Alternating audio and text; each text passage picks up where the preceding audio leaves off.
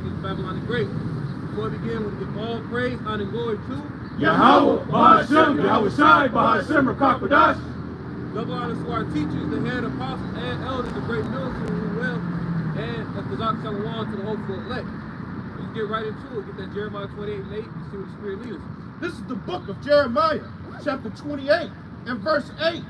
The prophets that have been before me and before thee of old prophesied both against many countries, against great kingdoms, of war, of evil, and of pestilence. Right, so when something traumatic, when something life-changing is about to happen, Yahweh Shai sends his prophets.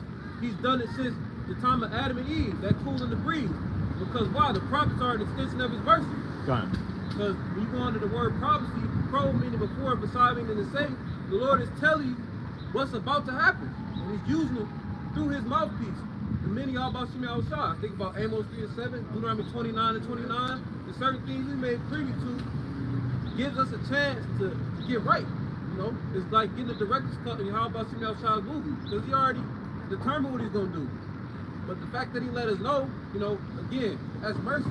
But now we apply that Jeremiah 28 today, 2025, the hopeful year of our deliverance, the hopeful year of the destruction of this place.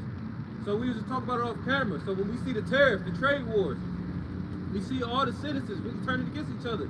It's going back into that make America great spirit again. We can attribute that to the scriptures. The second Ezra 15 and 1, it says, behold, speak thou in the ears of my people the words of prophecy. Right, that's how we know that we have the spirit of Yahweh outside in Revelation 19. Somebody can line that up too. We're not coming speaking our own vain opinions. We're not just throwing precepts out there and trying to mislead the people. Because when we tell you, hey, it's about to be a system where you can't buy or sell, say if you have the MARK, not white women, not sin, we know that through the spirit of prophecy. But guess what? We back that up with things like the real ID being pushed. We tell you about the gradualism that Esau is doing with the Apple Pay, Samsung Pay, with all this different stuff, the infrastructure being set up to make everything digital.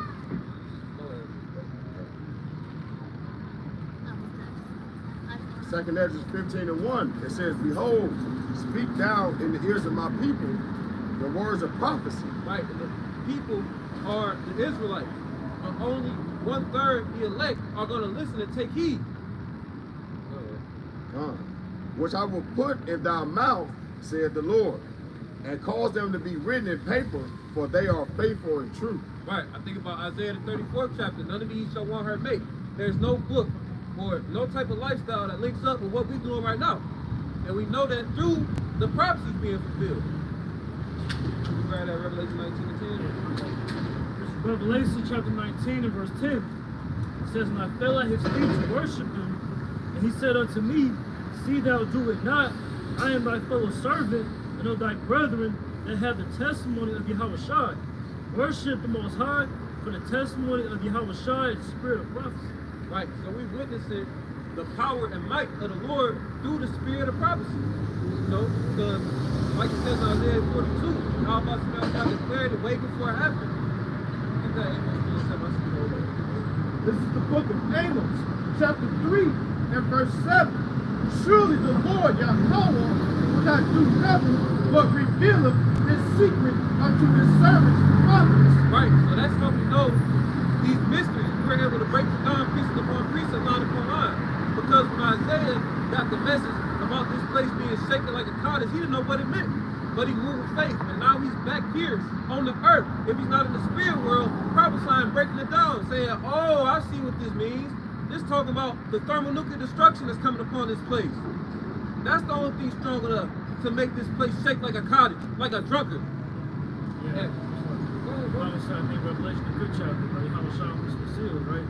Because if you go to book it down, the 12th chapter talks about the book being shut up, right? But now, like the brothers going into, the Lord is giving the increase in these latter days. We can't have interpretation of different things, right? We can understand what the scriptures speak about in 2 Ezra 16 chapter about the arrows being shot to the other ends of the earth. We got to understand what that's talking about, right? Obviously, not talking about a little arrow being shot to the other end versus the other, right? We're talking about thermonuclear missiles. So again, this is just an example of how we get the full understanding in these latter days. through spirit and power, how much you never shine, right? I used to think of John 14 chapter, right? When he said, you won't give us comfortless, you will give us comfort, right? Us as he have knowledge, wisdom, understanding of the scripture, that's what that comfort is, right? Along with the Holy Spirit. So that's very vital this time because we have understanding of who we are, our heritage, our lineage, not only the events of the past that's taking place, the current time we're living in, and also the future events that's taking place. Right now, as a matter of fact, you read it from the time. Y'all have anything else?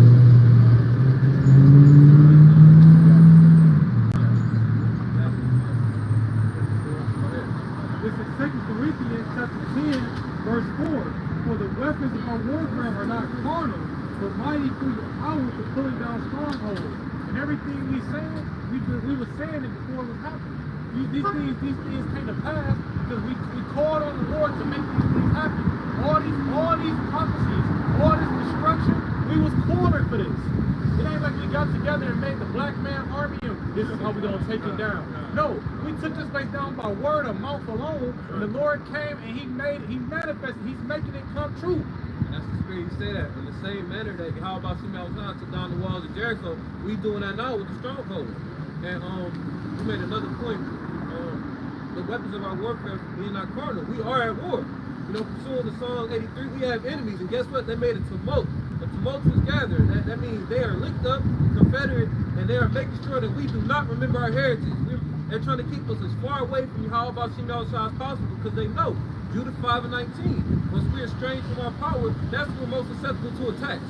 You know what I'm saying? And that's why everything is clean, contrary to the scriptures. And I'm thinking of Wisdom of Solomon, the 2nd chapter. Why do you think the mixed fabrics are the most things that's affordable for Jacob? Why do you think it's sneaking pork and everything? It's because they know who the people are. They know on the left-hand side that we are the sand of the sea. So we can't pinpoint it to like you're an Israelite, but it's the spirit. You know what I'm saying? But go ahead. And I just want to add something quick. I got a precept as well, right? Because the brother was going to the spirit of truth, and that's the main reason why these churches, right, and 2/3 of all people, they come up against the real men of the Lord, right? Because first he said what? That if they hate me, they will hate you.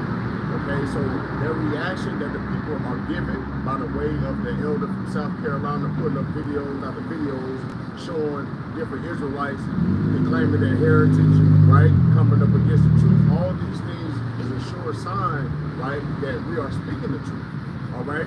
Because they're not supposed to agree with one another. And also the spirit upon everyone.